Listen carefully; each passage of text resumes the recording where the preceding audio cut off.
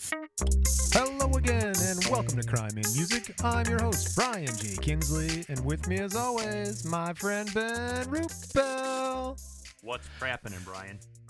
Every other once in a while, we'll bring you a new true crime podcast about people in and around the music industry and their misadventures into law breaking. If you like music history, murder mystery, people with eccentricity, you've stumbled onto the right podcast, my friends. Speaking of friends, share with a friend, tell a relative. Right now, we're trying to get the nice people of Canada.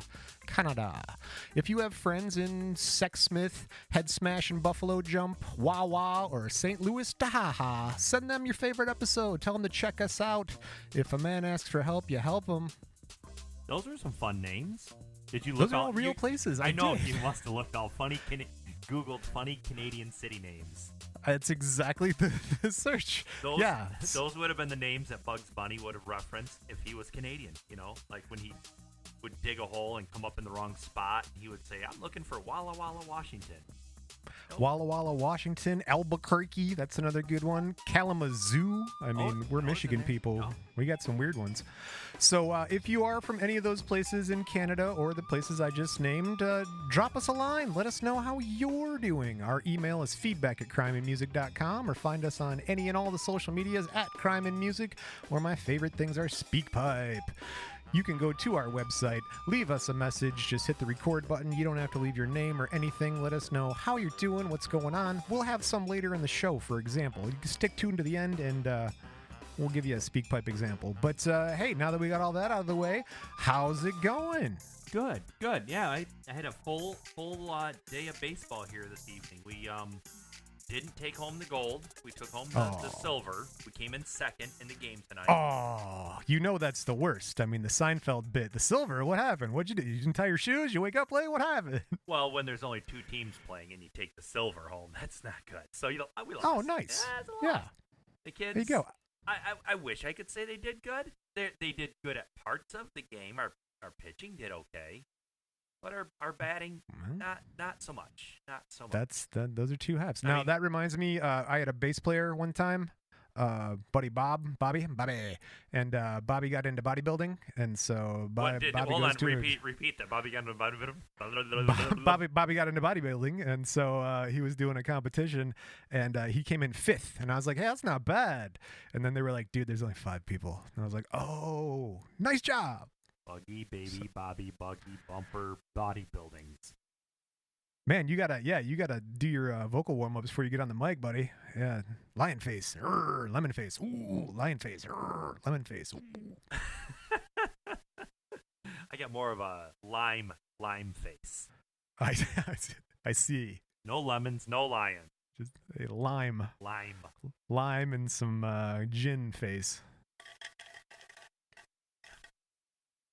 I swear to God, every time I hear you, it's like you got a pitcher of mint juleps at the Kentucky Derby every time. That's what I envision. Just big glass pitcher, mint in it.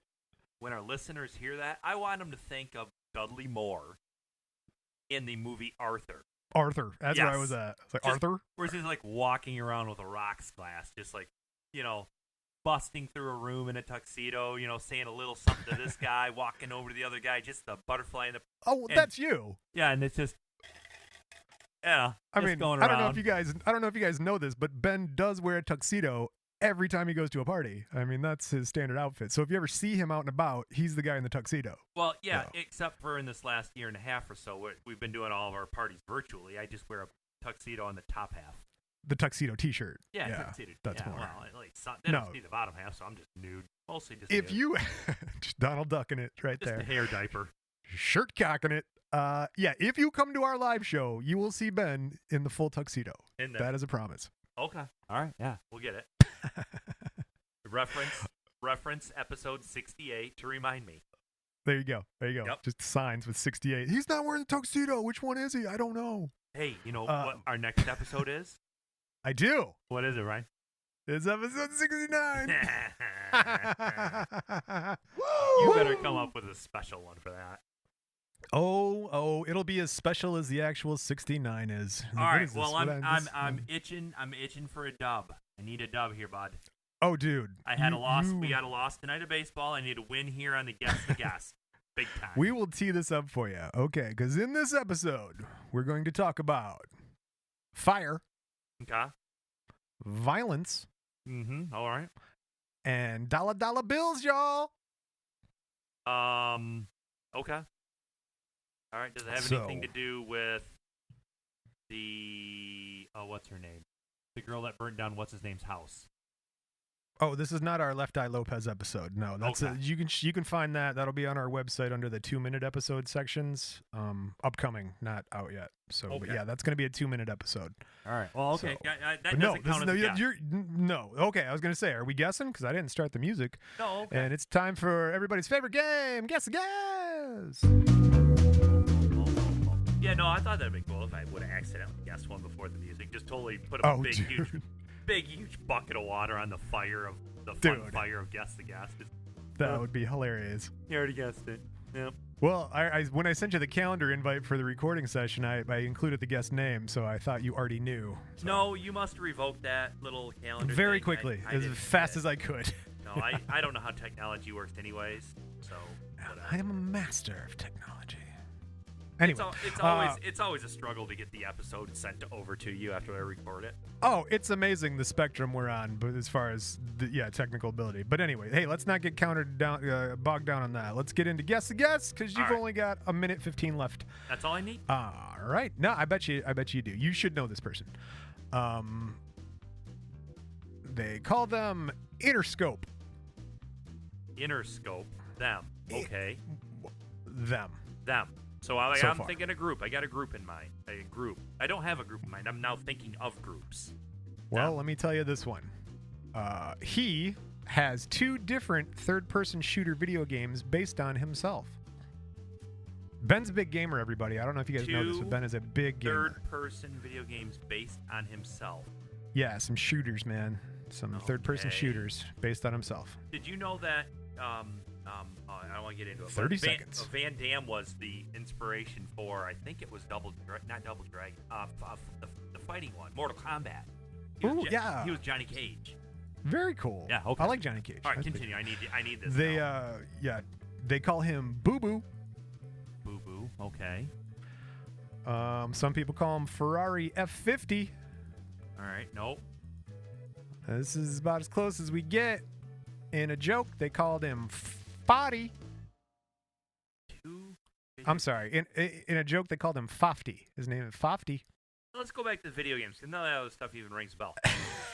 Are these games I've heard of? I can't tell you the name of the game because it has the guy's name in it, and I don't know. I wasn't familiar with them, no. But you're much more into games than me. I'm a Grand Theft Auto friggin' Rocket League guy. That's about the extent of my gaming. Well, I have a feeling the games, whatever games it was, were pretty stupid. Like, barely. I'm pretty sure... see, the last clue for me, the last 2 clues, if they call him Ferrari F50 and then Fofty was kind of a joke name, who would that be? I don't know. F50. Nothing's king on anything. 50 Cent?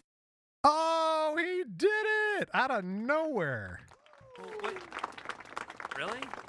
Afraid so, yeah. I had to walk you to it. But you did. I held my hand all the way to the edge of the slide and then shoved Ferrari me over. F50? Yeah, apparently he's got 2 different third-person shooter video games. I didn't know that. I thought you might have known that. Like, 50 Cent, yeah, his games are okay. No, I've never heard him had a video game.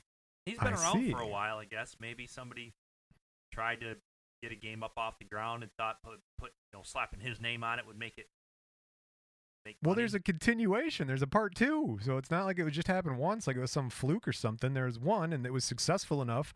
They made another one. This dude's wicked successful, man. We'll get into it. He's not just a rapper. He's not just a guy from New York. Oh, by the way, we'll get there too in a minute. He's got a lot of investments he makes. And there's gunplay, there's drugs, there's money, there's rap, there's girls. This story's got it all. Oh, he's been shot a little bit. Right? I was taking a drink of the beer I'm drinking. I'm drinking just a basic Sam Adams summer ale, just in case anyone wants to play along at the home game. It is summertime. Hey, Will Smith has a new song out. Did you hear that? No. The Fresh Prince of Bel-Air. Yeah. What? Yeah, I saw he was fat now, and he's like, I'm gonna get fit at 50 or something like that. So, did you see that part? Yeah, he's big time into fitness. Fitness piece of pizza in his face. Woo! Ric Flair agrees with you. All right, now more to Fitty. Fitty. We'll get there too. That's hilarious you say that. All right. July 6, 1975. That's a familiar year. Born Curtis James Jackson III, a.k.a. 50 Cent, in South Jamaica neighborhood of Queens, New York City, USA. He looks like what would you say his name was? Curtis Jackson? Curtis James Jackson III. He looks like that. That's what he looks like. His real. He does. I mean, I know his mom didn't name him Fitty. We'll get there too. All right. His mom's name, he's born to parents Curtis James Jackson Jr., obviously, that's his dad, and then Sabrina. So right out of the gate, guys, let's get this thing straightened out. 1, if a man with the same name as his father uses Junior, that's a junior. When a man is named after his father who is a junior, that guy is called the third. Now, we didn't skip second. So if a man is named after his grandfather, uncle, or cousin, he is called the second. So also, senior and junior only apply to living parents of the children. So if a parent and child using the same suffix as senior and junior, but the parent dies, then they are referred to merely as, it would be like Curtis, the first, and whatever, James the second. So it's not like you're gonna be junior and senior anymore because you're dead, so you're no longer junior. I mean, some people work it into their names. So should Curtis James Jackson Sr. tragically die, his son would now be called Curtis James Jackson II, and then the deceased father would be lovingly remembered by his name, Curtis James Jackson I. So you see how like junior and senior translate to first and second. Yeah, Anyway. a little bit. How do you get on? I mean, when you're just looking up his name, how'd you get on that? Where's that come from? Because I saw the third, and I was like, what? No one's named the first, and I didn't know what the progression was. So I just wanted to know how it worked. I don't want to. So I looked it up. I don't want to spend a lot. I don't want to spend a lot of time on this. I think we did already, but go ahead and continue. His grandfather's the first, not called the first. His father's the second, but that's called junior. He's the third, and so he is the third if he's called the third. Well, you're only the second if your father dies or you're named after your uncle, grandfather, or cousin. So junior is reserved for living people, and so as junior and senior are reserved for living people, and then first and second are for like dead people or once people have died, and the third is just the third because you made it out of that whole junior, senior, first, second thing. So he's the third. He is the third. Okay. He is, and will always be known as the third. Curtis James Jackson III. Okay.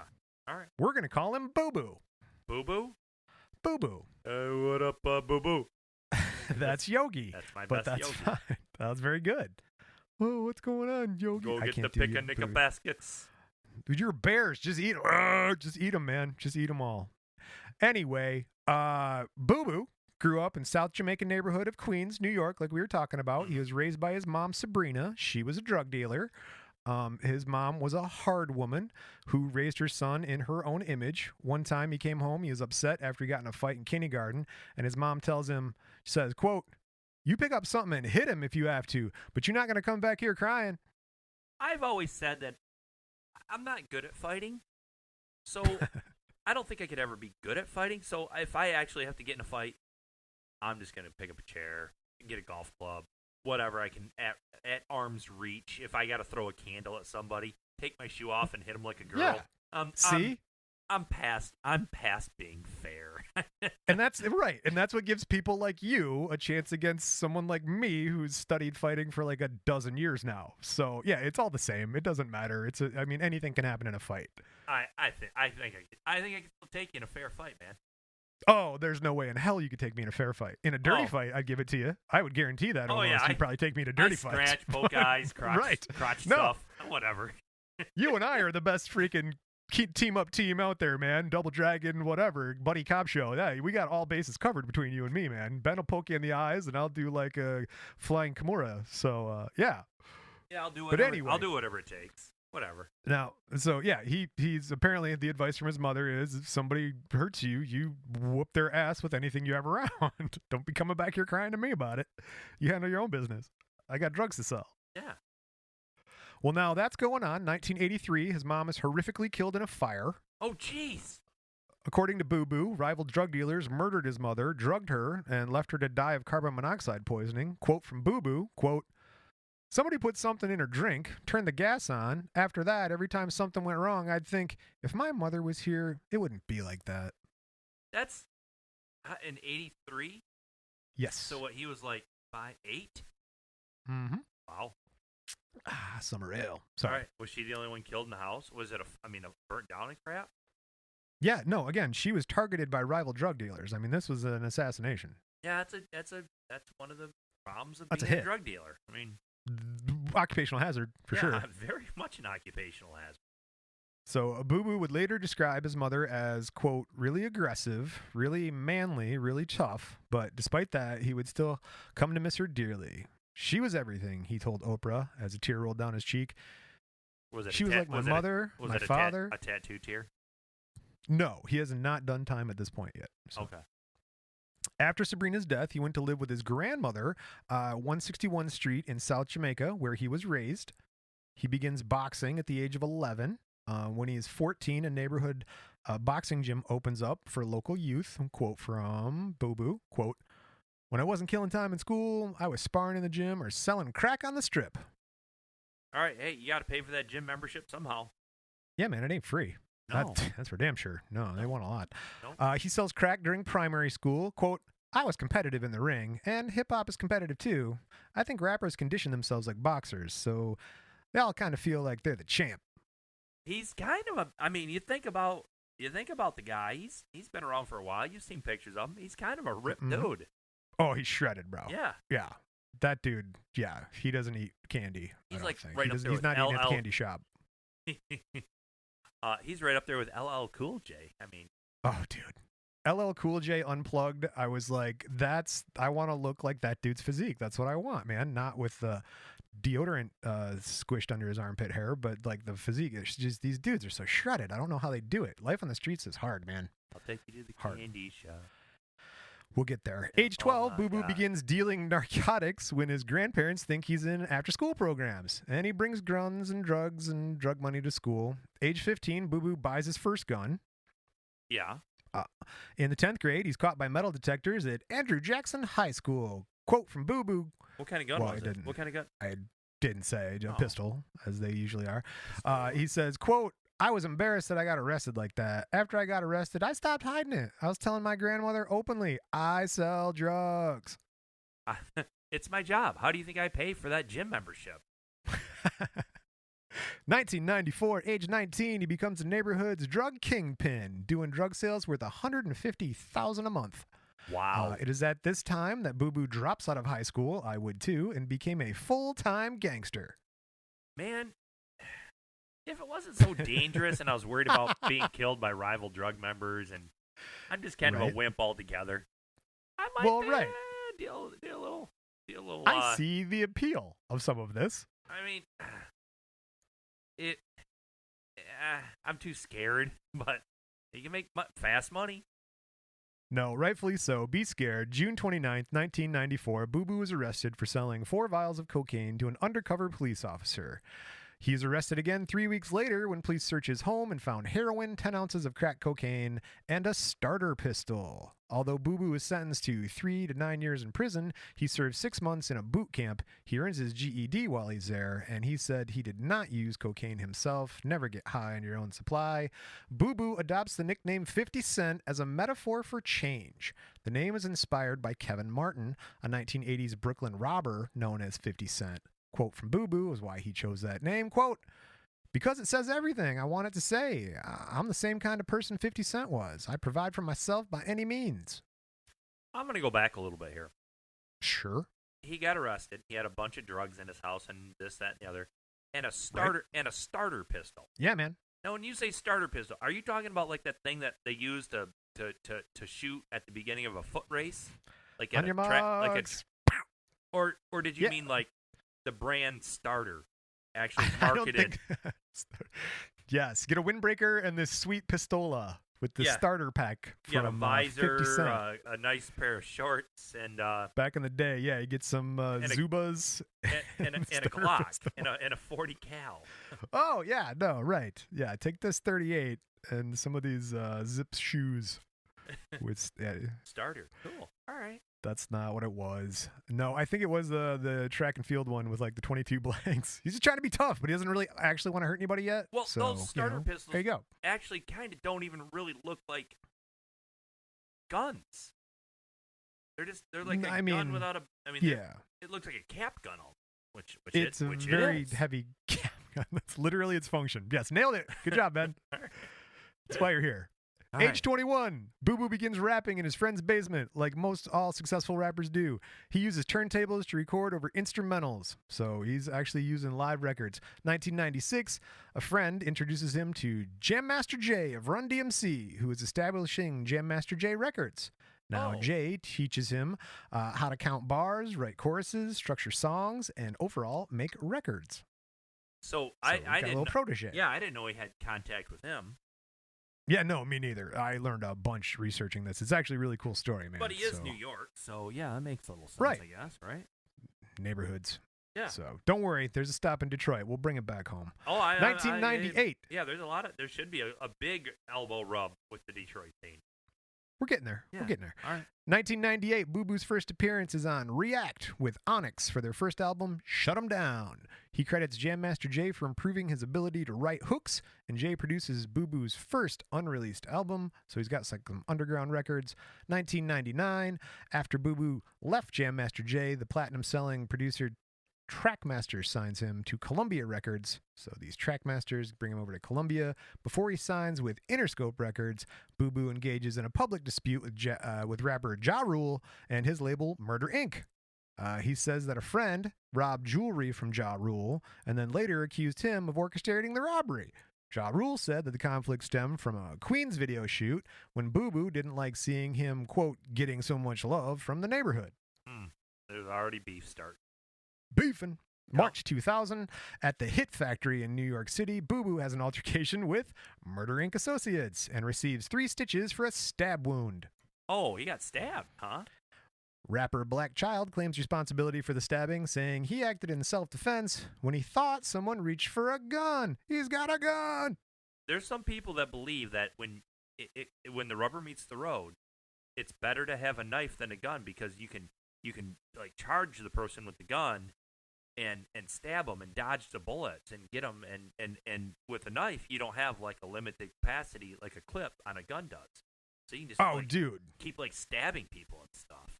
Yeah, you want to fight a guy with a gun. Bullets travel in straight lines. Knives don't. Those things go all our way. People just hack. Like, it's people who mash buttons. Like, my wife will beat me at most video games because she just mashes a controller.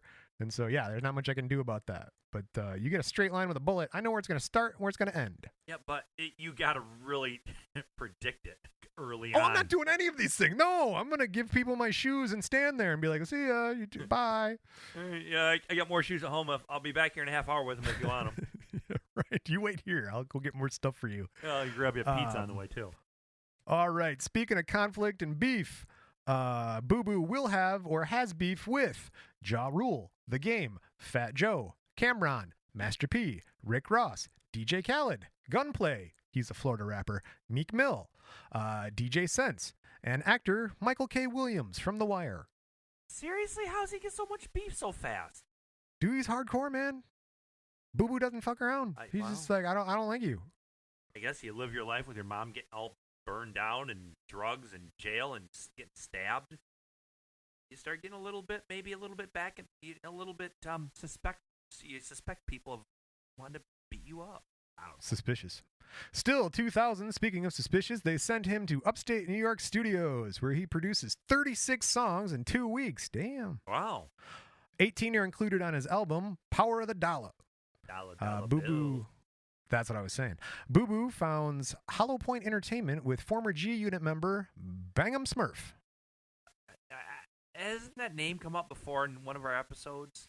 I believe we may have mentioned Bang'em Smurf. If you guys can cite that episode, I'll send you a sticker. Oh my gosh, I can't. Yeah, it's such a weird name. That's all I can. The Smurf part. No. Much like the Smurf, Boo Boo's popularity begins to grow after the successful, controversial underground single "How to Rob," which he wrote in half-an-hour car ride to the studio. He's like, I got to write something real quick. I should do that. The track comically describes how he would rob famous artists. Quote from Boo Boo explaining the rationale behind the song. Quote, "There's 100 artists on that label. You got to separate yourself from that group and make yourself relevant. Okay, now although How to Rob is intended to be released with Thug Love with Destiny's Child, 2 days before is scheduled to film the Thug Love music video, Boo Boo shot and hospitalized. Who shot him? May 24th, 2000, Boo Boo is attacked by a gunman outside his grandmother's former home in South Jamaica. After getting into a friend's car, he's asked to return to the house to get some jewelry.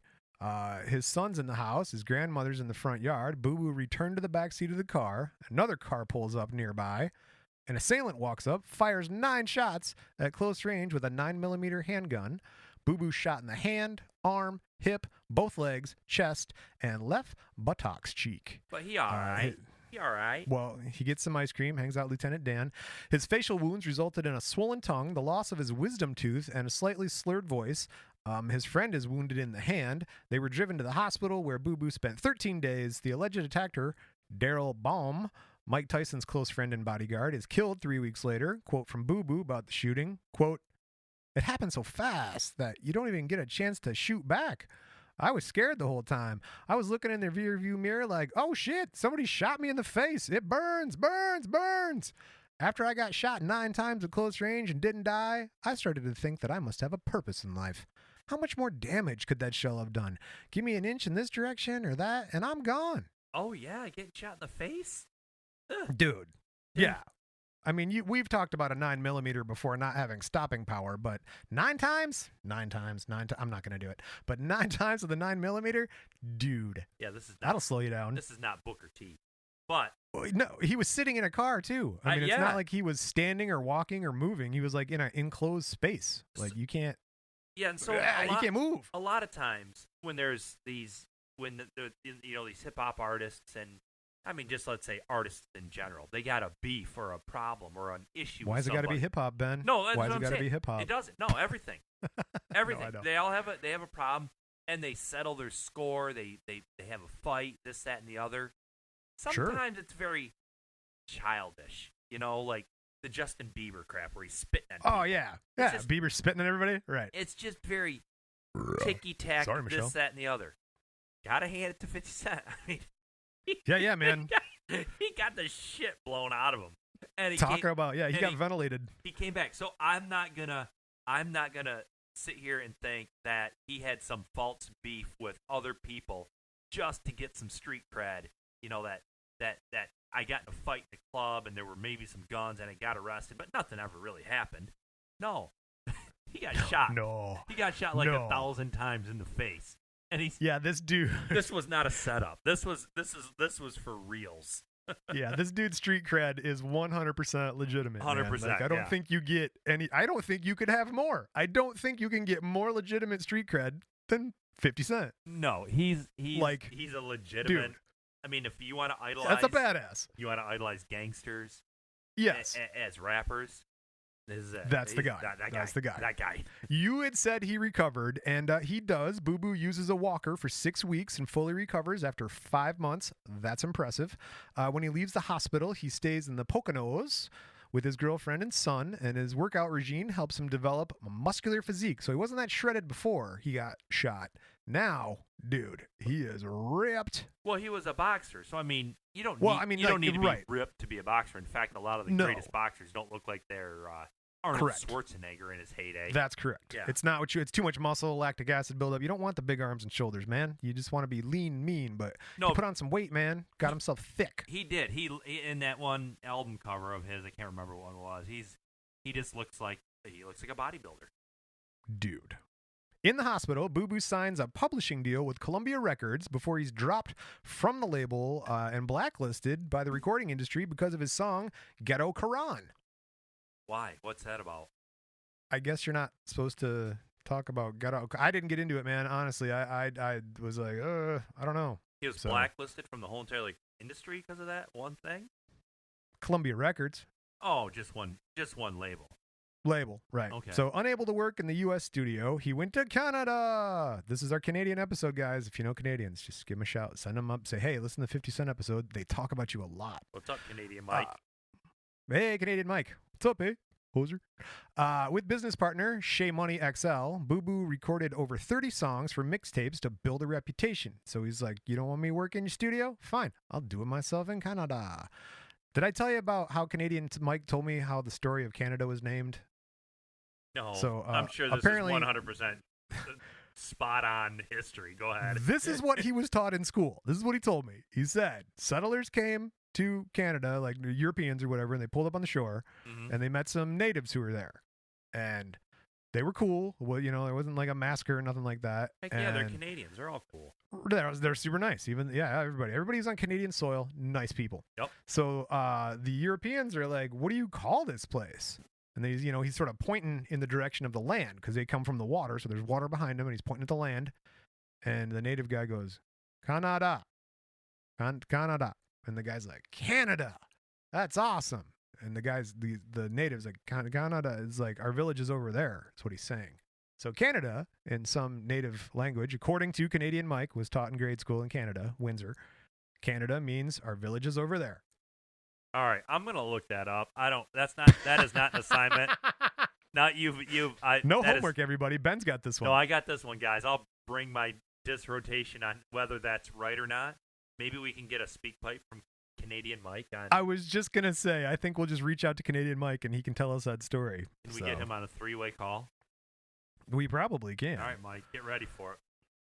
Now, another guy who was on a 3-way call was Mark LaBelle of Shady Records. He said that Boo Boo used the mixtape circuit to his advantage. Says, quote, "He took all the hottest beats from every artist and flipped them with even better hooks, and then got into all the markets on the mixtapes, and all the mixtape DJs were messing with them." So that's a way to get in there, kids, is go through the mixtape market. 2000. Is there even a mixtape market anymore? Oh, it's huge. Now? I'm not even kidding you. Absolutely, Yeah? it's huge. All right. Yeah. Yeah. I think it's like playlists and stuff now. Maybe but, I'm not as deep in the streets as I thought I was. Well, you did say you were I played know, out. I know I'm super deep. 2002, Boo Boo Super Deep 2, his popularity increases. He releases the mixtape Guess Who's Back? Then he releases 50 Cent Is the Future, backed by G Unit, a mixtape revisiting material by Jay-Z and Raphael Sadiq. 2002, Eminem heard Boo Boo's Guess Who's Back CD. Impressed, Eminem invites Boo Boo to fly to Los Angeles and he introduces him to Dr. Dre. After signing a $1 million record deal, Boo Boo releases No Mercy, No Fear. The mixtape features one new track, Wanksta, which appears on Eminem's 8 Mile soundtrack. Eminem is 50 Cent's favorite white boy. You know that, right? I think Eminem's a lot of people's favorite white boy. So, yes. All right. Oh, is that what he said? Is that a quote from 50 Cent that I didn't know? Eminem's my favorite white boy? It's in one of the songs. I see. My favorite white boy, right? Boo Boo was also signed by Chris Liggety's Violator Management. Okay. Let's go with the first one. Go with the first sure. one. And Shaw Money XL's Money Management Group, December 31st, 2002. Boo Boo and 4 members of his entourage are arrested shortly before 2 a.m. Police found a 25 caliber handgun and a 45 caliber pistol in a parked car, which they searched due to its tinted windows outside a Manhattan nightclub. The rapper is charged with 2 counts of criminal possession of a weapon. Dude, explain a 25 caliber handgun. What is it? Really? Yeah, it's 25. But like 300's bigger than a 22? Really? Well, it's not all just about the diameter. There's a lot of factors that go into a handgun. But I wanted to get straighten something up, real quick. Just a point of order. Point of order. I think. I mean, he was doing it illegal. Probably had the guns illegally. Whatever. Yeah, I was supposed to do that. No, but you're not. I feel like he had good reason. Yeah, no. If anybody needed to carry some guns, it's this guy. He's already been shot up a lot and stabbed and whatever. Dude. Yeah. You know, I go to the judge, and I want to get that one judge I've seen him on like YouTube where he's like that nice old judge that like gives people all the leeway in the world and helps them out, and he's really nice in the courtroom. And I can just see 50 Cent coming up to him and he's going, "Judge, people are shooting at me like all the time. I've been shot 9 times. I know I don't have a permit for that pistola, but and I can just see the judge going, "You're good. You're fine. I get it. Yeah." That Judge Joe guy on the YouTubes. Yeah. He's like, "What? You parked because you were trying to get food for your baby? Okay, you're fine." Yeah. That's where I feel like that's the exact same story as that's the guy. You stole food for your family so they didn't starve. Fine. Oh, you carrying a handgun illegally so you could protect yourself from getting shot 9 more times? Yeah, you're good. You're fine. That's good. That's all right. Dismissed. Yeah. Another thing that's good and that is dismissed to the public, February 2003, 50 Cent releases his debut album. So now he's like officially 50 Cent. Get rich or die trying. Oh, that was his, that's the one I remember that one. That's one I think I remember first. Of course you do. Yeah. It was described as, quote, probably the most hyped debut album by a rap artist in about a decade. Rolling Stone notes it's, quote, dark synth grooves, buzzy keyboards, and persistent funky bounce, with Boo Boo contemplating the production as, quote, an unflappable laid-back flow. It debuts at number 1 on Billboard 200. It was well received. Mm-hmm. Selling 872,000 copies in the first 4 days. The lead single, In the Club, find me in the club with a bottle full of bub and rub. Noted by its blaring horns, funky organs, guitar riffs, and sparse hand claps. What year was that? That was that's 2 back. 2003. All right. Is that the one? Oh, Found me in the club with the body. Yep. Okay. I believe that's correct. That set a Billboard record as the most listened to song in radio history within a week. Hey, I still listen to the song when I'm like mowing my yard and stuff. Yeah, why would you not? Oh, absolutely. 2003, Interscope gave Boo Boo his own label. That's why they call him Interscope sometimes, because he is Interscope. They call it G Unit Records. He signs Lloyd Banks, Tanya Yayo, and Young Buck as members of G Unit. The Game is later signed to a joint venture with Dr. Dre's Aftermath Entertainment and G Unit. November 2003, Boo Boo signs a 5-year deal with Reebok to distribute G Unit sneakers line for the G Unit clothing company. So now he's getting into shoes and clothes. Fofty famously funds a fountain favorite phosphate Fortune 500 facility. Fortunately, family and friends of the philosophical philanderer found Formula 50 fruity, flavorful, and fully fantastic. And when we get back, I will unwrap that for you. But right now, it's time for my high school band and to take a break with 21 Days.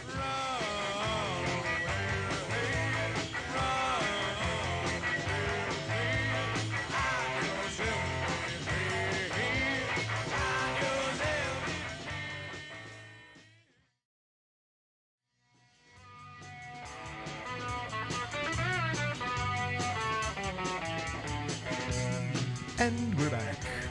What did you do with your break? I evacuated my bladder. Oh, Yeah. Well, that's good. Make more room. Yeah. I mean, you can't fill it up again until it's empty. So No. there you go. I filled up my water and got another beer. Oh, So. water, huh? Water and beer. Work into water, everybody. A couple beers, like 2 beers, water, 3 beers, water, 1 beer, water. It all depends what you're doing. If you're out in the sun, we talked about that. You do the baseball. If you're out in the sun, you got to drink more water. Tons of water. And you got to throw some electrolytes in there every once in a while, too. Oh, that's a beautiful transition, because did you understand what I said when I said 50 famously funded a fountain favorite phosphate Fortune 500 facility? No, but it was a beautiful alliteration you had going on there for a minute. Well, thank you. Now, what it is here is one of Boo Boo's first business ventures is a partnership with Glaçao, which is like that vitamin water people, and he creates an enhanced water drink called Formula 50. Did he really? October 2004, Boo Boo becomes a beverage investor when he is given a minority share in the company in exchange for becoming a spokesperson after learning that he was a fan of the beverage. Okay, I like that. He's branching out.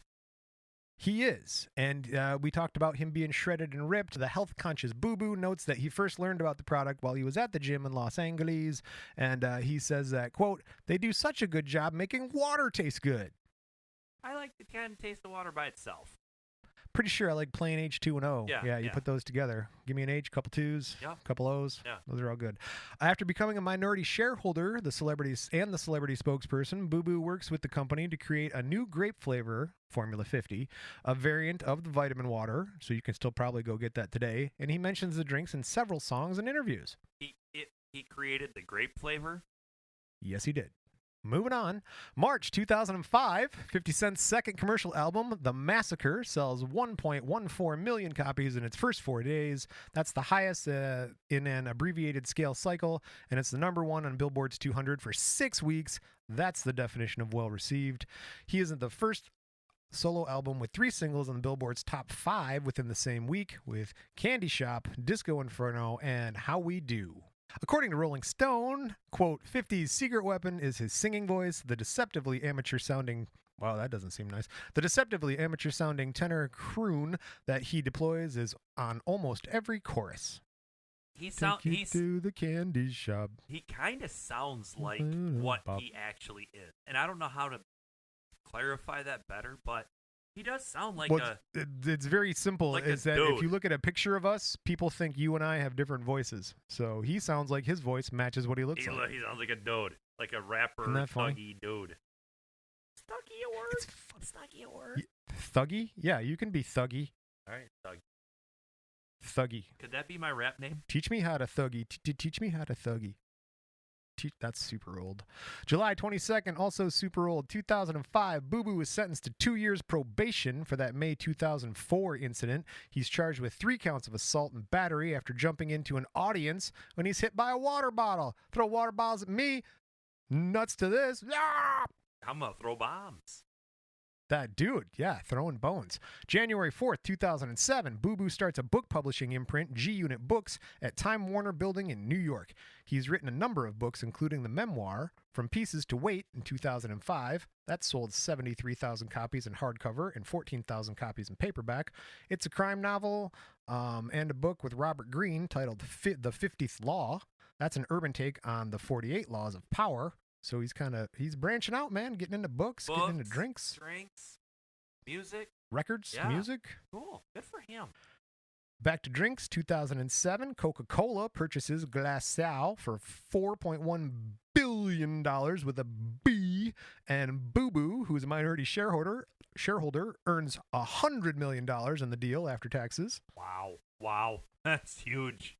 That's probably the biggest paycheck he'd ever seen at that point. Dude, yeah. How awesome. That's penny stock type shit, man. Like those people are like, oh, I got $400 in whatever telephone lines in Colombia, and then somebody buys it like Sprint or something and they pay like $1,000 per share, and you're like, oh my god. Dude, so I just liked your water, man. I didn't know a Coke was gonna buy it. I know a dude who bought $5-6 grand worth of Dogecoin, which is one of those cryptocurrencies. Oh yeah. And Dogecoin, he bought it. Dogecoin. Yeah, Doge, whatever it's called. He bought, I think it was at 2 cents, and it got up to it got up to 47 cents a share, dude. And so I mean that's a lot of doubling into your money a bunch of times. But then it did come back down to like the 30s. I think it's like at the 32-cent mark right now. But he made a couple years worth of income just over a 6-month period of time. You can't invest. It's too late now. You've already missed that boat. Nope. 50 cent. He got in the ground floor of this water company. Sounds like he did his work. He did the research, it looks like. Well, I don't know about he put the research. sweat equity. But he pimped it. He picked did what he liked. Yeah, and he made it better, Dude, talking about $4 billion and $100 million in your checking account, that's enough to make you sweat. August 2007, Boo Boo joins Right Guard to introduce a body spray, Pure 50 RX. Oh, I'm sorry. Pure 50 RGX. All right. I think maybe people might view him now as starting to sell out just a little bit. He endorses Magic Stick condoms. I guess all the athletes do it. Why can't the hip hop, the singers and the entertainment industry, whatever. Now he's planning to donate a part of the proceeds to increase HIV awareness. So there you go. I wonder what some altruism in there. I wonder what his angle is there. There's got to be a backstory there. Maybe he knows somebody. Yeah. Good for him. Boo Boo signs a multi-year deal with Steiner Sports to sell his memorabilia. Well, he sounds like he's selling everything. Sounds like he is. And announces plans for a dietary supplement company in conjunction with his film Spectacular Regret. So now he's getting into the movies and vitamins. What isn't he doing? Can we just go through that list? Because it might be a shorter list. Well, he is making music still. September 2007, 50 Cent releases his third album, Curtis, which is inspired by his life before Get Rich or Die Tryin'. It debuts at number 2 on Billboard 200. Again, well received. This dude, every time. Sells 691,000 copies in its first week. It sold behind Kanye West's Graduation. They released on the same day. The outcome of this highly publicized sales battle between Boo Boo and West has been accredited to the commercial decline of gangster rap and the bling era style that sort of previously dominated hip-hop.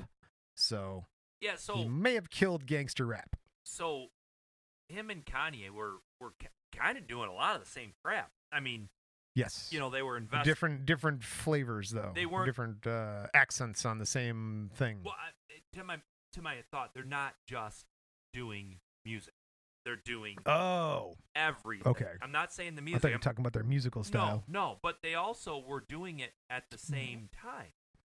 Branching out, man. And I think Kanye ended up being much more monetarily successful than 50 Cent, but both did great. I mean, they both were doing. Hey, I've already done the music thing. I'm gonna keep pushing that, but I'm gonna branch out and do other stuff too. And that was Diversify. and that was always a theme, if you will, of Kanye's music, even. You know, where 50 Cent. Diversification. He was just, hey, what do you got going on? You got some vitamin water? Yeah, I want to get into that. Oh, clothing line? Yeah, put me down. I'm into that. Yeah. Oh, we're working with Coca-Cola. I love Coca-Cola. Let's go. All right, fly me down to Atlanta. Let's go. Well, that is true. He is very diversified, which is great. But sometimes you got to dance with the one that brung you. So September 10th, 2008, on an episode of Total Request Live, Boo Boo said his 4th studio album, Before I Self-Destruct, would be, quote, done and released in November, end quote. So he's really sticking hard on these dates to make sure he gets stuff done. Mm-hmm. Well, he gets delayed because also in 2008, Boo Boo visits a platinum, palladium, and iridium mine shaft in South Africa. And he meets with South African billionaire Patrice Motsepe and talks of purchasing an equity stake in the mine. So now he's getting into mining. Why not? Yeah, right, dude. That is the exact thing I thought was going to happen. Sure, what do you got? Llamas? Great, let's get llamas. What do you got? Masks? Yeah, let's buy some masks. What, bottled water? Yep, do that too. Okay, sweet. What are you doing? Freeing elephants? Yep, down for freeing boxing? Let's do a boxing match. Hold on, let me release a record. Do you think that's Jeez, why bro. all these people in our the people that are at the top tier in our society Lay off the Adderall. As far as, success and money, at the end of the day, you've done everything on the earth. So now, hey, who wants to go to Mars? Want to fly up to the moon? Dude, he's gonna start explode. A rocket ship company. Bezos is gonna blow up, dude. I swear to you. I'm not trying to be Nostradamus here, but you're a billionaire. Don't jump on a giant rocket dynamite bomb. Anyway. Well, you ever seen that Jodie Foster movie, Contact? Yes. That's Should have sent a the movie. poet. That's the movie. The rich dude that helps her out, like her benefactor / mentor / guy in the back in the dark.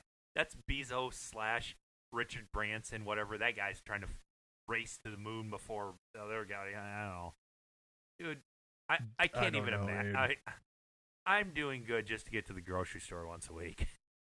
Right. Like nowadays, between Elon Musk and Bezos, I mean, it's getting about to the point where it's like Lex Luthor shit, man. I mean, somebody's going to do something with a mind link or like the sky link or some type of thing, and it's just we're going to cloud the atmosphere. And it's like 2 Lex Luthors. I don't know. Are you kidding me? Yeah, and they're battling for the first place. Like, I want to be Lex Luthor. Yeah, it's like Kevin Spacey and what's that kid's name who played Lex Luthor, and they're battling it out, dude. Yeah. So anyway, all right. Good luck. I'm just gonna be down here getting like a Dodge Grand Caravan thrown through my house because Superman's trying to stop him. Your collateral damage. All right. Well, what goes up must come down. December 2008. Boo Boo's affected by the recession. He loses several $1 million in the stock market. Several? Like what, 7? I figure several's like probably, 4 or 5? Something. I mean, maybe 7? When you got... A couple is 2. Few is 3. It gets a little gray after that. Yeah. So, May 18th, 2009, Boo Boo releases Okay, You're Right, produced by Dr. Dre for Before I Self-Destruct. So again, for the Before I Self-Destruct record. He's scheduled to appear in fall 2009 episode of VH1's Behind the Music. So now we're getting into TV. He's going there. I figure it's kind of late in his career for that, but whatever, you got to check the box. You got to get that off your bucket list. TV. Do TV? Yep, do TV. Do TV too. September 3rd, 2009, Boo Boo posts a video for Soundkiller Phoenix. He produces the track Flight 187. Introducing his mixtape and the book, The 50th Law, the song with lyrics inspiring speculation about tension between Boo Boo and Jay-Z. That's a bonus track on the iTunes version, Before I Self-Destruct, if you want to listen to that. But, dude, don't go poking around Jay-Z. Come on, man. Are you a big Jay-Z fan? I like a couple songs. I mean, not a lot. I don't feel like he's on my radar very much. As popular as once was. Man, I almost said I'm not an East Coast rap guy, but I am, because I like a lot of New York rap, but I don't know. Jay-Z, I never got really that deep into, you know. I just like New York and some of with the Rihanna stuff, some of the Beyonce stuff, but yeah, I guess you're right. I don't really view it as an East Coast, West Coast thing. There's too much gray between all that crap. It's because we're from the Midwest. Ben doesn't see coasts. I don't see people in terms of coasts. Well, no, even 50 Cent. I mean, he's an East Coast rapper, whatever. That's what they say. For whatever Were you doing quotes? You're doing air quotes, doing air quotes. For whatever that means, but he's basically in the West Coast rapper scene. Yeah, he's both coast to coast, so Space Ghost. Did you say Space Ghost? I did. Space Ghost, Coast to Coast. That's a great show. Look that up, kids. So once all that stuff starts happening, I just don't have the energy to follow the team, you know? November 9th, 2009, Before I Self-Destruct is finally released. He's been talking about it all this time. He finally gets it done. And after that, Boo Boo says he's working on a Euro dance album called Black Magic. Keep it going. Inspired by European nightclubs. Quote from Boo Boo. Quote, first they played hip-hop, which suddenly changed to up-tempo songs known as Eurodance. Now, later, he had changed his next album, The Return of the Heartless Monster, after writing different material when he returned home from the Invitation Tour in 2010, and he put the Eurodance music on the shelf, and that's where it stayed. So, yeah, he got about that far into it, and he's like, I don't want to do this, man. It's going to affect my street cred if I release this. There's not for as much as there's a lot of the ones and twos / rap.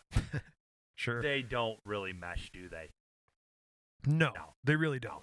No. It's not, you can't have Techno Viking and 50 Cent. That's not the same group. No, I think 50 Cent's going to beat everybody up a little bit. I'm sure they're both ripping parties on their own, man. And if you went there, you'd be welcome and happy. But yeah, I don't see gangster rap and techno or European dance, house music, trance, any of that. It's a different. Not really meshing well. It's a different scene, mate.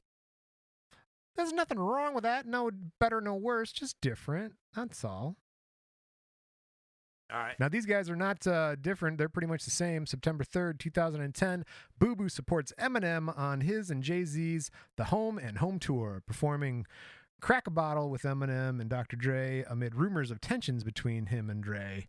They still were on stage together, had a wonderful time. He recorded 20 songs to a whole different album concept before putting them aside, wanting his new album to have the, quote, aggression of Get Rich or Die Tryin'.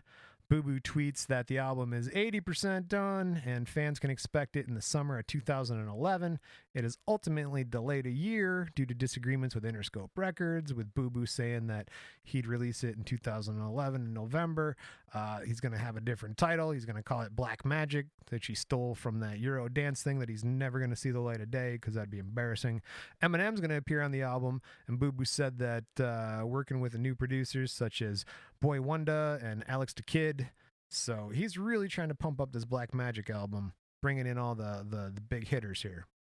Yeah, and that's one of the things that they do real well is the cross promotion. You're on my album, I'll be on your album. We got this guy coming in tomorrow. We're going to get him in the studio, lay down a track, a beat, some lyric, whatever. it is impossible to try to, if you tried to link all these different artists together on different things they've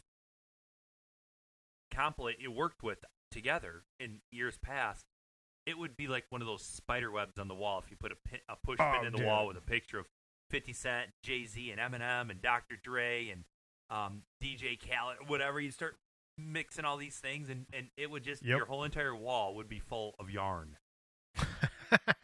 Which is cool. That is one true crime wall. Which is cool. I mean, that's a great way to do it. I think we touched on it when we were talking about the Wu-Tang Clan. That's kind of how they did it. You know, hey, you go do that, I'll go do this, that guy's going to do that. We all started together. We made a couple albums, but we're going to do our own thing. And then later on, we're going to come back and get back together, and we're going to cross-promote, self-promote. I like that style. I like that idea. I agree. Yeah.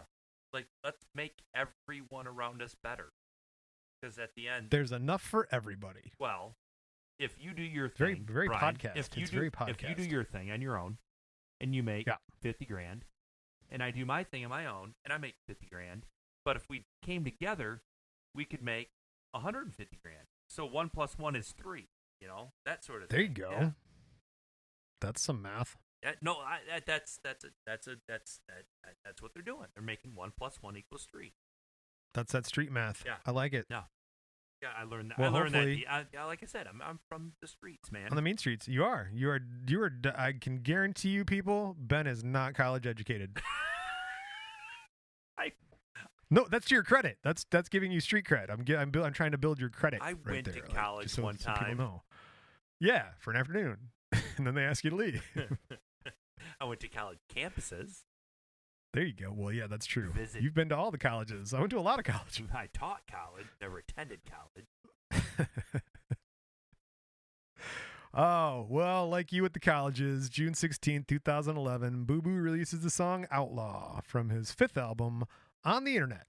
On the net. That doesn't seem right. Nope. So, okay. Oh, I read it with the wrong emphasis. Boo Boo Boo Boo releases the song Outlaw from his 5th album, which was released on the Internet. Literally. Do you think On the Internet was his 5th album? That can't be. No, that's not the name of it. On the Internet. I wouldn't think so. Nee Smith. Anyway, he plans to write a semi-autobiographical young adult novel about bullying. Different from his previous books, which focus on his life and the rules of power. According to the book's publisher, this would be a first-person novel about a 13-year-old schoolyard bully who finds redemption as he faces what he's done. Oh, okay, so this is going to be from the bully's perspective. It's scheduled for publication on January 2012. Did it come out? I don't know. I imagine it did, but we'll check on that later. I assumed it did. Okay. So he wrote a book follow. about bullying from the bully's perspective. It sounds like it, right? It's like about a 13-year-old schoolyard bully who, quote, finds redemption as he faces what he's done, end quote. So yeah, okay, it's not about being bullied. It's about, but maybe it's a how-to manual. Like, this is what you do. This is how you bully kids, and then this is how you make up for it after you get caught for bullying. How to be a bully and be cool. Right. Well, okay. Or how to be a bully, get shot 9 times, and then not be a dick anymore and be cool to people. Just everybody love everybody. Like, look, man, you might want to be cool to these people because you never know who's going to walk up to your car and shoot you in the face. And shoot you in the face.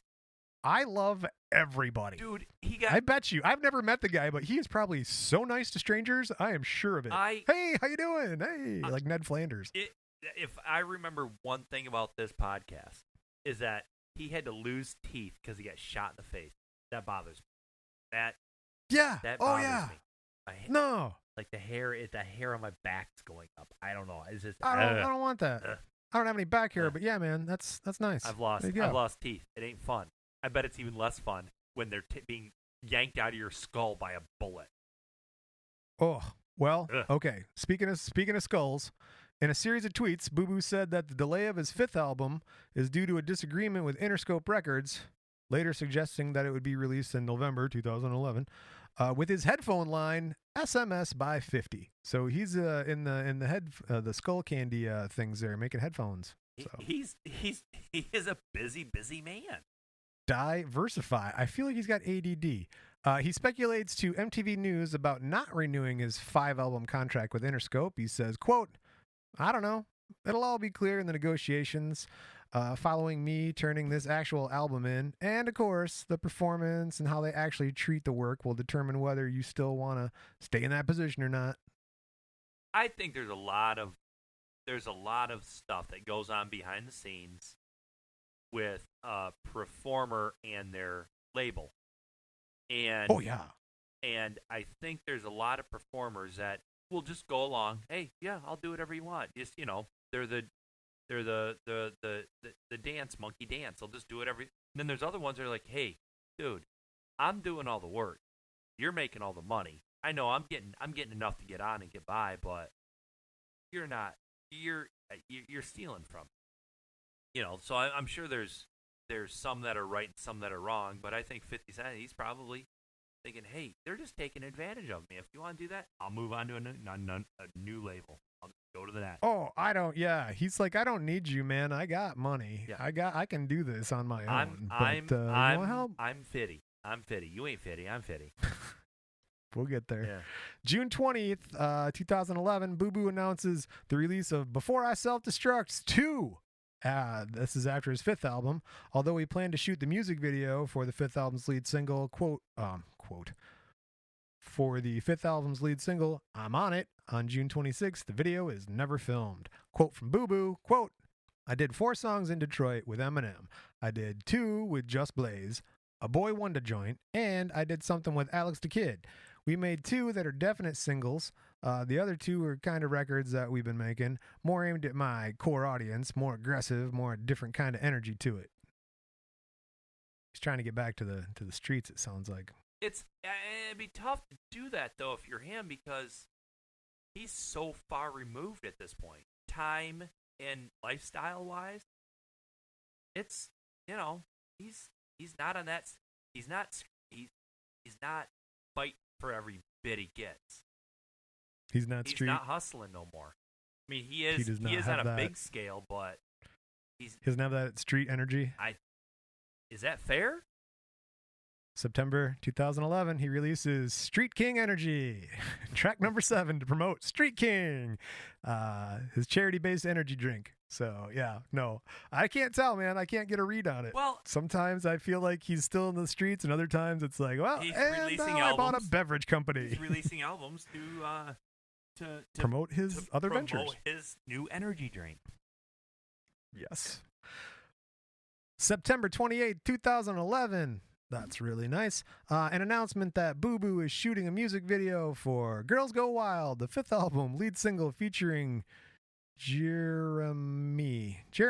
They do that. November 2011, Boo Boo releases 50 Cent's Playground. That's a young adult fiction book, about a bullied, violent boy and his gay mother. Throwing it all at the wall, see what sticks, man. Just throw it all at the wall. No, that was the one we were talking about, right? Like, he was talking about the kid, and then all of a sudden he tosses his mom in there, too, for the story. Make a little bit, like a swerve on there, like, hey. He's got a lot of stuff going. Well, I knew you were going to say that. So, July 21st, 2012, Boo Boo becomes a licensed boxing promoter, and he forms a new company. Of course. Again, he forms a new company. You've heard of TMT, the money team, right? With Mayweather? It's just the natural progression. Right. Why would you not? I don't know. I mean, you're running out of things to do. You've got your sports water. You've got, I've lost track of his businesses now. He's got some shoes, some clothes. I think there's something with food or something. I don't remember. Vitamins. But, now he's into boxing promoting. Oh, yeah, he's got the supplement company. Well, it's all around health and fitness so far. I mean, at least like sports athletics. Now, fitness money in my pocket. So. See, that joke goes so many. Fitting these fitties. That joke goes so many different ways. Oh, your improv is on point today, let me tell you. Boo Boo's 5th album, Street King Immortal, is initially scheduled for summer 2012 release and is postponed until November 2013. He loves putting stuff off until November. I'll put it off till November, put it off till November. January, February, March, April, May. No, I put it off till I remember. Let's see. Disagreements with Interscope Records about release and promotions lead to a temporary cancellation. So, man, no luck there. Its first promo single, New Day, is produced by Dr. Dre, mixed by Eminem, written by 50 Cent, Alicia Keys, Royce da 5'9", and Dr. Dre. Okay, so he wrote and mixed and produced. A solo version by Alicia Keys is leaked by her husband, Swizz Beatz, November 26, 2012. My Life, the album's second promo single. It's got Eminem, Maroon 5 guy, Adam Levine. So, man, whatever. Livin' Levine, La Loca. August 5th, 2013, Boo Boo pleads not guilty to 1 count of domestic violence and 4 counts of vandalism in an L.A. county court. If convicted of all charges, he faces up to 5 years in prison and a $46,000 fine. What happened was model actress Daphne Joy accused Boo Boo of kicking her and ransacking her bedroom during an argument at her condominium in Toluca Lake neighborhood of LA on June 23rd. He allegedly caused $7,100 in property damage, leaving the scene before police arrived. What do you think he broke? Like in a quick I'm imagining mirrors, lamp, TV, flipped over table, probably TV, like a glass top table, TV, probably. Yep. Yeah, threw something through a TV. Or I mean, how much did you say it was? Like $7,000? $7,100. Got that extra $100 in there. You could probably throw a bottle of champagne at a piece of art and claim it was a $7,000 piece of art. Yeah, right. Hey, so I heard that people launder money by buying. Yeah, that's a thing. By buying fake art. Essentially, the art market is for washing money. Yes, that is what it's about. That's brilliant. Oh yeah, it's a great scam. Yeah. That's why you want to get on those NFTs, man. If you can get into those, that's where the money's at. But I don't. Okay, I when I get money, I'll do that. All right, January 2014, Boo Boo said he plans to release Animal Ambition in the first quarter of that year, followed by Street King Immortal. So I'm going to guarantee you this shit's going to be put off until November. Do you think he's the kind... There's two people in this world. People that name a project before it's done, and then the other kind is the people that do a project, name it after it's over. Right. Like a working title for a movie. We haven't really named the movie yet. So just get the movie over, and at the end, watch the movie. And we'll name the movie appropriately. It's that 70s show. We got a new TV show. It's that 70s one. It's one about that 70s show. Yeah, I think he's the kind of... We'll name it later. I think he's the kind of guy that comes up with a good title and then writes an album for it. Writes to it? Yeah, writes the name. Maybe. Yep. All right. Just a thought. Maybe have you ever had a project and you're like, oh, what would be a good name for this? Or you want to open a restaurant. Some people want to open like a Chinese restaurant or just some sort of a American fare, and then they do, and then they're like, oh, I'm gonna name it, this. Then other people think, oh, what would be a great name for a restaurant that only serves drumsticks from chickens? We'll call it Crazy Legs. I gotta open a restaurant. I got a great name. I feel like he's the number 2 in that. I got a great name for an album. All right, quick. Let's write 7-8 songs. I need a couple upbeat ones. I need a real dangerous one, a slow, medley one. All right, kid, write some. Who can we get to write some songs? Somebody call him Jay-Z. All right, I'll call him. Eminem, where's he at? Let's get it. He comes up with We'll call it puzzles, and the chairs will be really, really tall, and the tables will be really, really low, but people will come because our food will be super good. What's that? I don't even worry about it. February 20th, 2014. He leaves Shady Records, Aftermath Entertainment, and Interscope, so he drops all his contracts. He signs with Caroline and Capitol Music Group. According to Boo Boo, although he owes Interscope another album, he is released from his contract because of his friendship with Eminem and Dr. Dre. Quote from Boo Boo, quote, I'm a special case and situation. It's also because of the leverage of having the strong relationship with Eminem and Dr. Dre. They don't want me to be uncomfortable. They value my friendship to the point that they would never want to jeopardize it over a little bit of money. Well, other than the inflection you put on there, I believe that's 100% accurate and fair. Yes. Yeah, no, I would agree. That seems amicable, especially if you guys are friends. Yeah, I know. Hey, you want to do it? I want to do it. You want to do it? I want to do it with you. He announces that Animal Ambition will be released on June 3rd. I say November, put it off till November.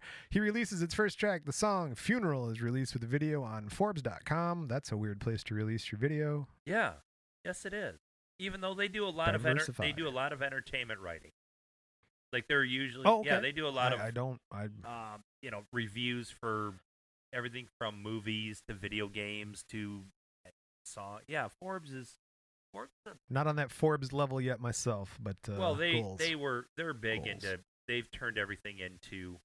I mean, you don't get there is a Forbes magazine, but they're online. It's an online publication, so they can just slap their logo on the top of any old, anybody that writes anything about anything.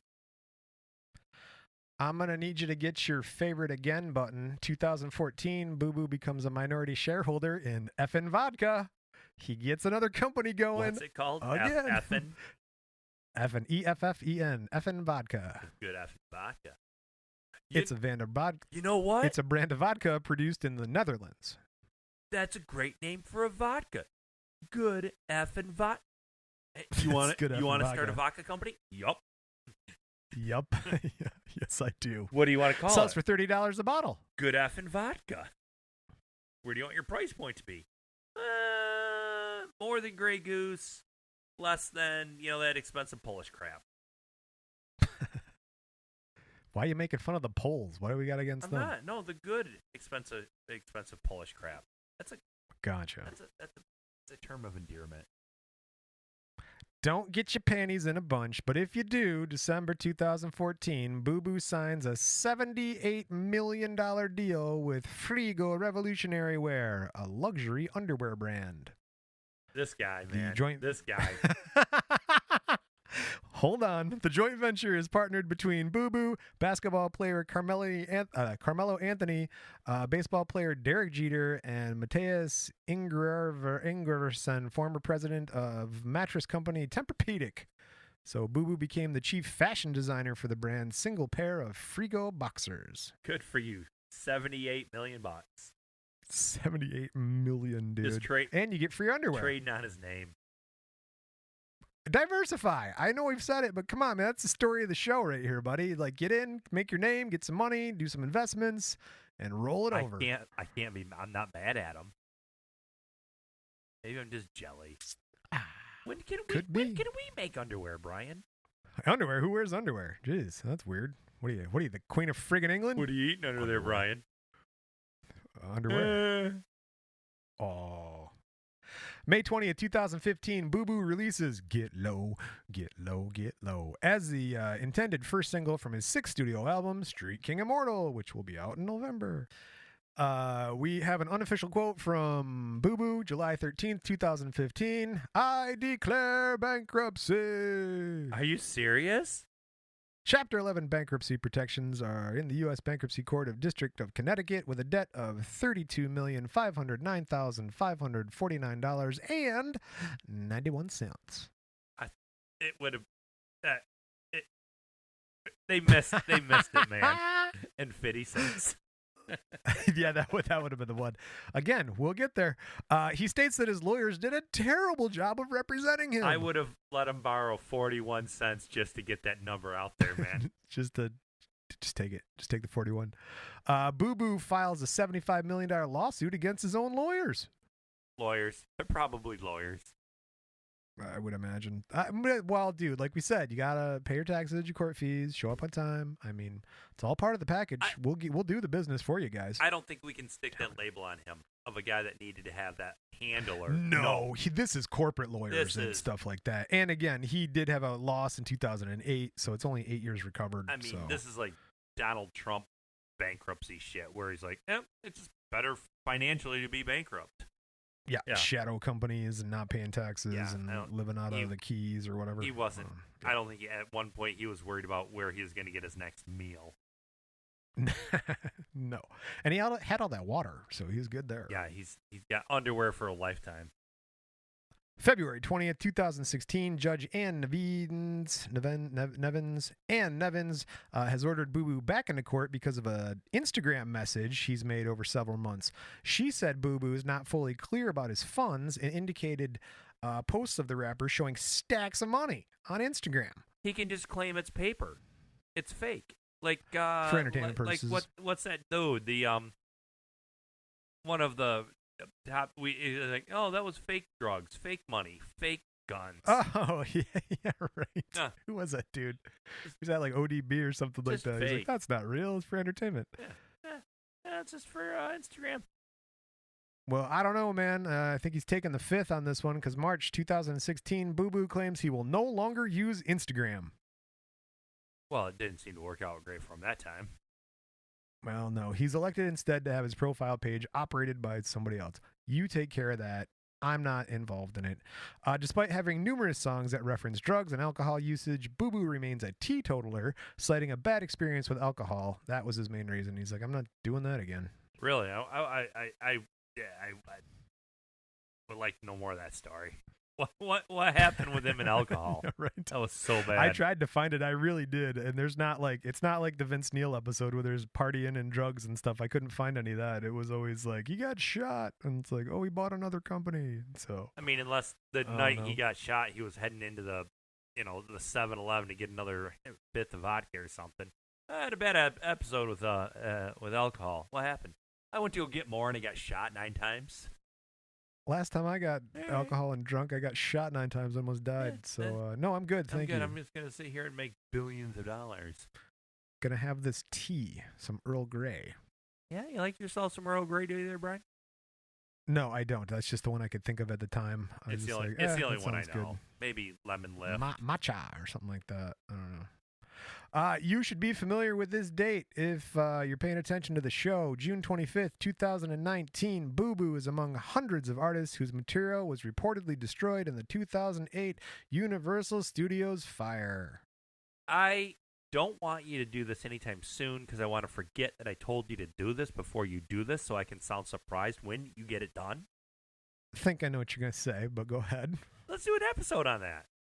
I was thinking that, right? We've mentioned it like a dozen or more times now. I don't know that it's a crime, but it's definitely a tragedy. 2020 comes around. Boo Boo, lead executive producer duties for the late rapper Pop Smoke on his debut album, Shoot for the Stars, Aim for the Moon. Boo Boo was one of the biggest inspirations for Pop Smoke, and so after he died, he was like, I'll make sure his album gets out there. July 3rd, 2020, Pop's album is released. Boo Boo curated the album, desiring to finish it after Pop had died. I just said that, so that was redundant. He contacts many artists involved and also features on the album and tracks The Woo, which became a top 10 single. It was well received. So just to recap, the man has never had a real job a day in his life, wears a bulletproof vest religiously wherever he goes, and he's got, feuds and beef with a bunch of people from Ja Rule to Big Joe to actors on The Wire. Quote from Curtis James Jackson III, a.k.a. Boo Boo 50 Cent himself, quote, "It's 50, not 50. Oh, 50 Cent, everybody! Really? That's legit? It's... Quote from the man, I can't do better than that. It's not 50. No, it's 50. All right.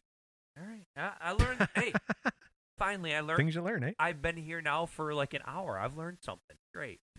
Yeah.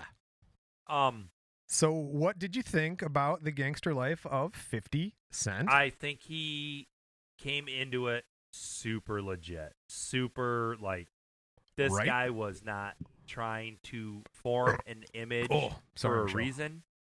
His image was there, and he used it to his advantage when advantageous. Also, dude, he had a bulletproof vest that he still wears all the time. Religiously. I bet you it stinks. I bet you it stinks a lot. I'm sure he actually has more than one. Well, yeah, but I don't think you can't just throw a bulletproof vest in the washer, can you? I don't know, man. You pull the plates out. I mean, it depends on. I'm watching Navy SEAL TV shows now on the History Channel, so yeah, I feel like I know all about this. Well, I don't think they have this. I don't know. I don't think you can put them in the washer. No, I don't think Kevlar this is not PUBG. You can't just start throwing more plates in a vest.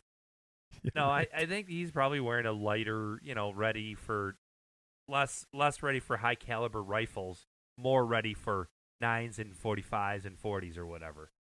Why would I put a plate in the back? I'm not going to get shot running away. I'm putting a plate in the back. That's the only place I gotta put a plate. No, I know that's from Black Hawk Down, and then that dude takes a shot in the back too. So. Oh, okay. So yeah, I've known some of the stuff we talked about, some of the stuff that you brought up. I've known it. I mean, I'm aware. I'm aware of it. Never in great detail, but he was always the guy that I don't think anybody questioned his legitimacy.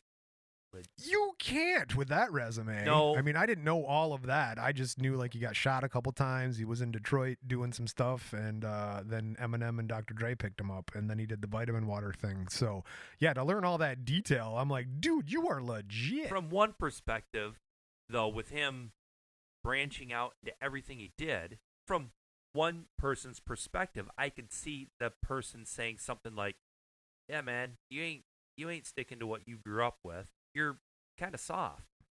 But, I mean, he's not, battling in the streets anymore. He's not in the trenches. He's not, packing heat everywhere he goes. Maybe he should. Maybe he did. But I was going to say, he's got that starter pistol. But personally, I like the idea of clawing your way out of the trenches, coming up from that hustle, taking it and making it bigger at every step, never resting, never getting complacent with what you've done, and trying something new, trying something different, even to the point where you're taking chances and you go a little bankrupt, whatever. You go a little, yeah, because they're not all home runs, man. You got to take some swings. Yeah, so lesson of the day: take a swing. I like that. I think that sets a good eye. It sets a good example for people. Like, hey, you could be growing up in Jamaica, Queens, and come up, and next thing you know, you own 7 different companies, and you're involved in a billion different things.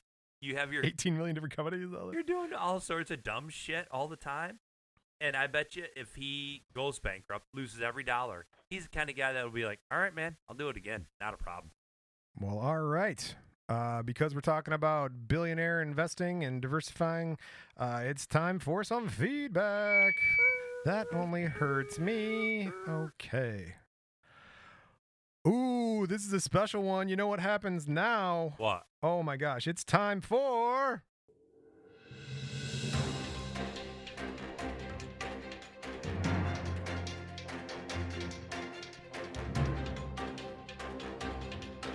From the studios of Crime and Music, it's time for the Erie Canal Soda Pop Report.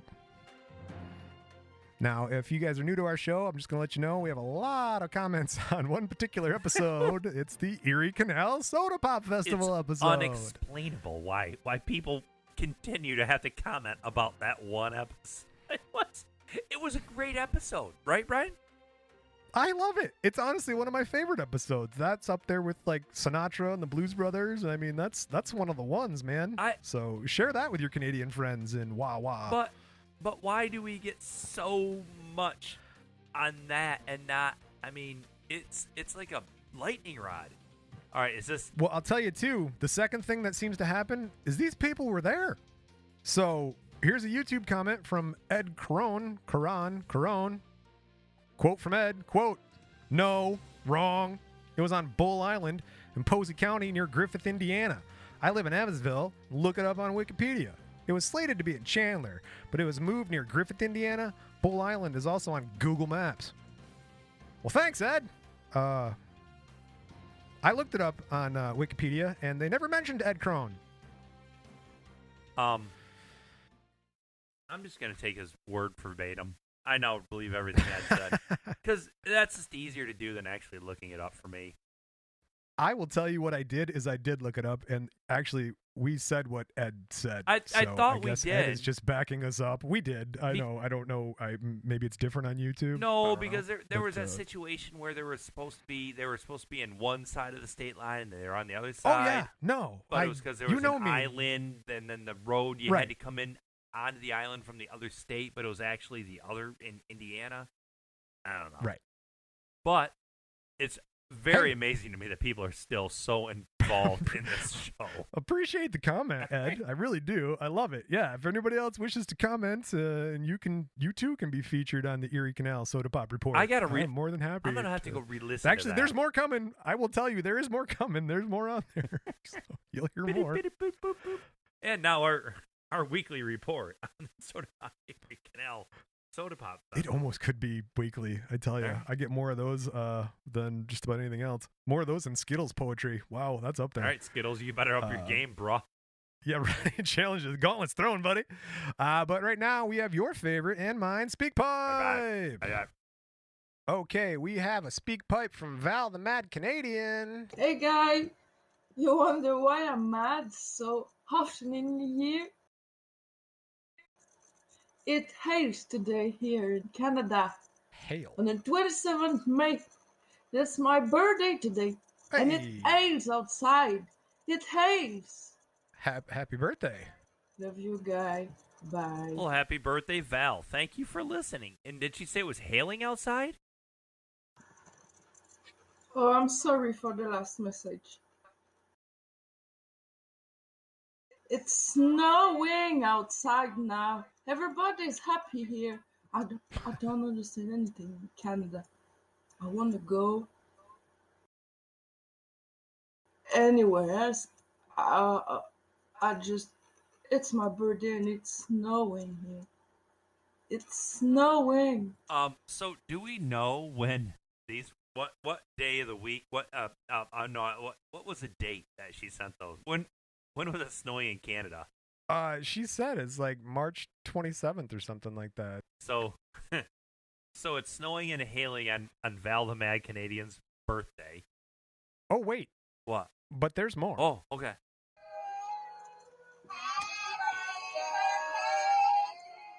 Stop. It's snowing. I can't. It's my birthday, I know. But it's snowing outside. I just can't. Val the Mad Canadian, everybody. Woo! Wow, they were really good singers. Thank you, Val. If you'd like to be like Val, go to our website, hit the Speak Pipe button, leave a message for us. Happy birthday, Val. And it sounds like you had a crowd of people around you, entertaining as they might have been. I don't think their voices came through in the proper content. The microphone it made my ears bleed a little bit. But it was awesome that everybody was there celebrating with you in the snow. Maybe you got to make a snowman on your birthday. All right. Oh, that'd be awesome. Yeah, Val's been a listener from the beginning. I'm sure she's. Oh, she challenges. Yeah, she's listened to every episode. She's up there with Superfan Michelle, who's the most super fan. Yeah, Superfan Val. She's our biggest Superfan Val. Our biggest Canadian fan. I think. That is 100% sure. For sure. For shizzles. I would say that she owns Canada as the Crime and Music fan, for sure. Cool. Thank you. Well, hey, because we're talking about super fans and people in Canada, it's time to wrap up another episode. So please, if you would, you don't have to, but go leave us a review wherever you get your podcasts at. If you want to talk to us at Crime and Music on any of the social medias, if you want to send us songs or artwork, we've got some of that stuff. If you check out some of the Facebooks and the Twitters and stuff to see some of those things, we'll go to feedback at Crime and Music, and you can send us larger files there. If there's anything you ever need from us, guys, just let us know. And like the song says, never trust a big butt and a smile. Hey, you want to do our next episode on a boat? It's a boat time. That's Canadian.